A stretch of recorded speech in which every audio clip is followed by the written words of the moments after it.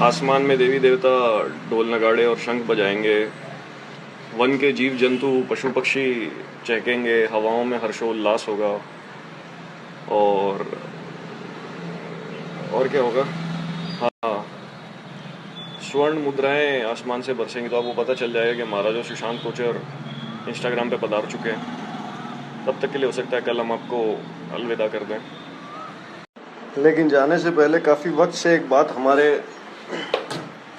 यहाँ पे अटकी हुई थी, वो हम कहना चाह रहे थे। बात है अहिंसा की। भाई अहिंसा, आपने सुना होगा कि अहिंसावादी लोग कि भाई किसी को भी नहीं मारते, कीड़े मकोड़ों को भी नहीं मारते, किसी को भी नहीं मारते, हाथ भी नहीं लगाते किसी को।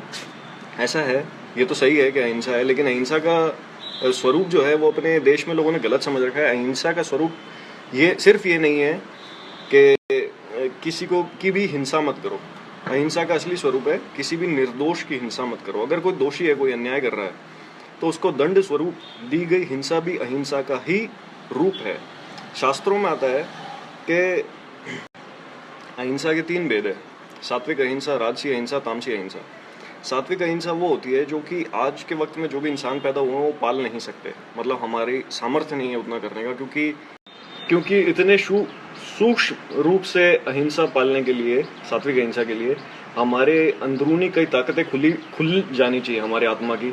और उसके लिए जो तप साधना करनी पड़ती है, उसके लिए शरीर में बहुत अलग तरीके की ताकत चाहिए होती है।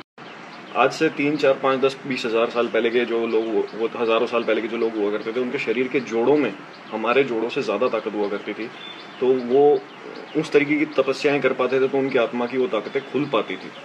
तो कहने का मतलब है, ये वाला अहिंसा वाला हमारे लिए हिसाब किताब नहीं बैठेगा। बचे तामसी और राजसी। तामसी अहिंसा वो होती है जो कायरता से उत्पन्न होती है। शास्त्रों में आता है कि ये अहिंसा हमें नहीं पालनी।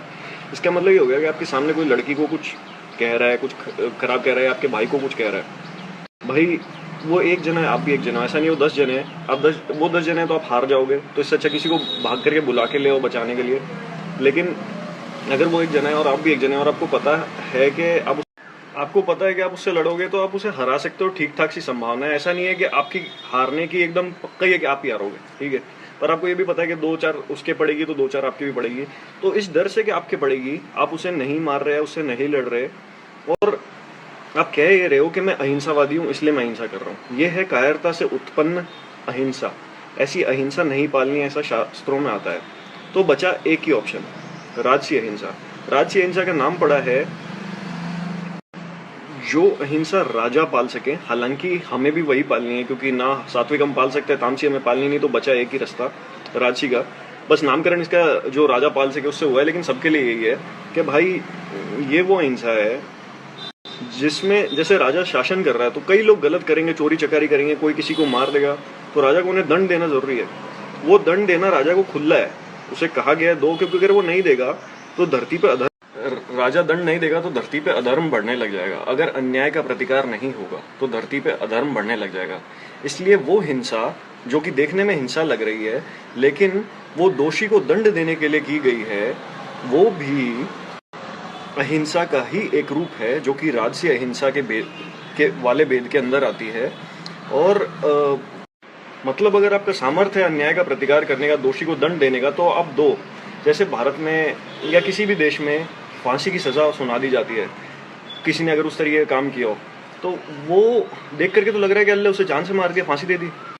पर अगर उसे फांसी नहीं देते तो वो जो गलत काम कर रहा है जिसके कारण उसे फांसी दी गई, वो वैसे और बहुत सारे काम कर देता ना, तो धरती पे और अधर्म बढ़ा देता। अब जैसे चाइना है, चाइना ने गलत किया, तो अभी चाइना को नहीं रोका जाए, उसके अन्याय का प्रतिकार नहीं किया जाए, तो भैंस की टांग वो हाहाकार मचा देगा धरती पे। सब लोग त्राहिमाम करने लग जाएंगे। अब भारत का जितना सामर्थ्य है उसके हिसाब से भारत कर रहा है, लेकिन भारत का सामर्थ्य इस वक्त पे चाइना से कम है, लेकिन अमेरिका का ज्यादा है। तो अमेरिका अपने सामर्थ्य के हिसाब से उसके प्रतिकार कर रहा है, मतलब जो भी वाजिब तरीका है उससे वो अन्याय का प्रतिकार करने की कोशिश कर रहा है। ऐसा करना ही चाहिए। अगर नहीं करे तो अभी चाइना क्या करेगा? पूरी दुनिया पे राज करने लग जाएगा, लोगों को मारेगा, पीटेगा, पता नहीं कुछ भी कर देगा। ऐसे थोड़ी करने दे सकते किसी को। भाई इसके बाद जो मैं बोल रहा हूँ ये मेरे को लगता है और मेरे ख्याल से सही है। मैंने शास्त्रों से अभी तक पढ़ा नहीं, सुना नहीं, पर मेरे ख्याल से वहाँ पे भी ऐसे ही आता होगा कि जो सबसे ज़्यादा जो भला इंसान है, भला देश है, उसे सबसे ज़्यादा ताकतवर बनने की कोशिश करनी चाहिए इस दुनिया में। क्योंकि अगर वो सबसे ज़्यादा ताकतवर होगा तो जब भी कोई बुरा देश या बुरा इंसान ऊपर उठने की कोशिश करेगा और वो बुराई फैलाने की कोशिश करेगा, तो भले वाला सबसे ज़्यादा ताकतवर है तो वो उसे दबा सकता है, जो कि अभी तुम साक्षात देख भी रहे हो। भाई चाइना अगर सबसे ज़्यादा ताकतवर होता तो वो क्या करता, अभी वो भारत में घुस जाता, धरती पे गंदगी मचा देता। लेकिन अभी अमेरिका सबसे ज़्यादा ताकतवर है और वो पिछले काफ़ी सालों से है। कभी चाइना ने कभी कोई गंदगी नहीं मचाई, अभी कोशिश करी क्योंकि वो दूसरे नंबर पे आया, लेकिन फिर भी वो अमेरिका के कारण दबा हुआ है।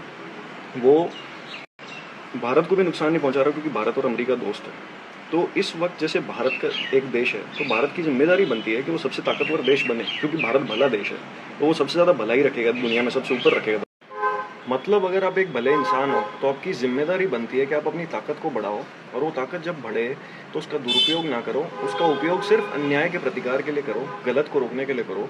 तो अगर आप ताकतवर होगे, भला इंसान अगर ताकतवर होएगा, तो जब भी धरती पे कोई भी बुरा इंसान ऊपर उठने की कोशिश कर रहा हो या बुराई फैलाने की कोशिश कर रहा हो, तो आप उसे दबा सकते हो, उसको अन्याय का प्रतिकार कर सकते हो, उसको दंड दे सकते हो और बुराई को बढ़ने से रोक सकते हो अगर आपकी ताकत ज़्यादा होगी, जैसे भारत की होती है, अमेरिका की है।